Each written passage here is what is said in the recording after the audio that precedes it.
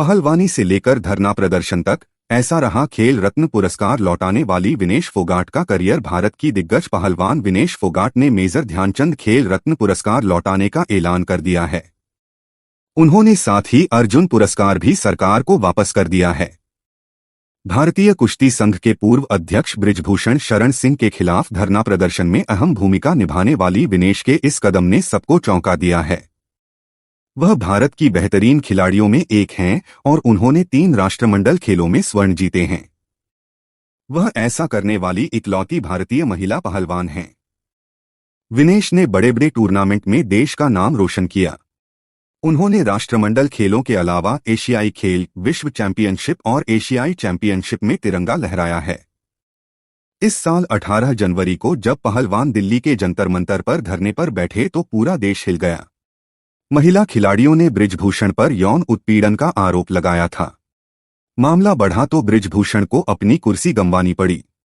भारतीय कुश्ती संघ में चुनाव का ऐलान हुआ और बृजभूषण के करीबी संजय सिंह 21 दिसंबर को अध्यक्ष चुने गए। संजय सिंह के अध्यक्ष बनते ही विनेश की साथी पहलवान साक्षी मलिक ने कुश्ती छोड़ने का ऐलान कर दिया। उनके बाद बजरंग पूनिया ने पद्मश्री लौटा दिया और पैरा पहलवान वीरेंद्र सिंह गूंगा पहलवान ने भी पद्मश्री लौटाने की बात की। इसके बाद खेल मंत्रालय ने भारतीय कुश्ती संघ को निलंबित कर दिया। मामला बढ़ता देखकर बृजभूषण ने कुश्ती से संन्यास की बात कह दी, लेकिन खिलाड़ी इससे भी खुश नहीं हैं। उनका मानना है कि न्याय अब तक नहीं मिला है। इस कारण विनेश ने अब खेल रत्न और अर्जुन पुरस्कार लौटाने का ऐलान कर दिया। 25 अगस्त 1994 को हरियाणा के बलाली गांव में विनेश फोगाट का जन्म हुआ। विनेश का जन्म भारत के सबसे प्रसिद्ध कुश्ती परिवार में हुआ। विनेश के ताऊ महावीर सिंह ने फोगाट बहनों को बहुत कम उम्र से ही इस खेल से परिचय करा दिया था। विनेश भी अपनी चचेरी बहनों गीता फोगाट और बबीता कुमारी के नक्शेकदम पर चल पड़ी।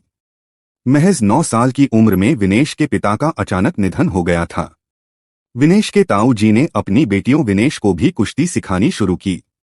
लड़कियों को पहलवानी सिखाने पर फोगाट परिवार को समाज में ताने दिए जाते थे, लेकिन किसी ने पीछे मुड़कर नहीं देखा। विनेश को ट्रेनिंग के लिए सुबह 3:30 बजे उठकर जाना पड़ता था।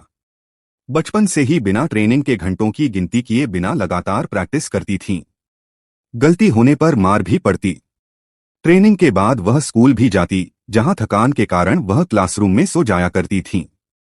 बाल लंबे करने की इजाजत उन्हें नहीं थी, क्योंकि विनेश के ताऊ जी को लगता था कि लंबे बाल ध्यान भटका सकते हैं।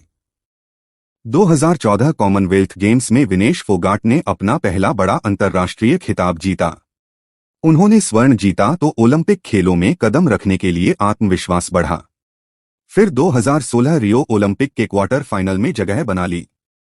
हालांकि उस दौरान वह पदक जीतने से चूक गईं, लेकिन इसके बाद उन्होंने 2018 में राष्ट्रमंडल खेलों और एशियाई खेलों में स्वर्ण हासिल किया।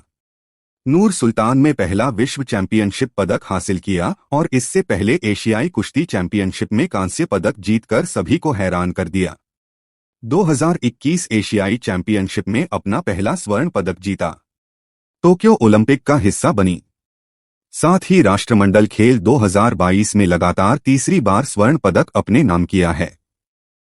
विनेश फोगाट 3 राष्ट्रमंडल खेलों में स्वर्ण पदक जीतने वाली पहली भारतीय महिला पहलवान हैं।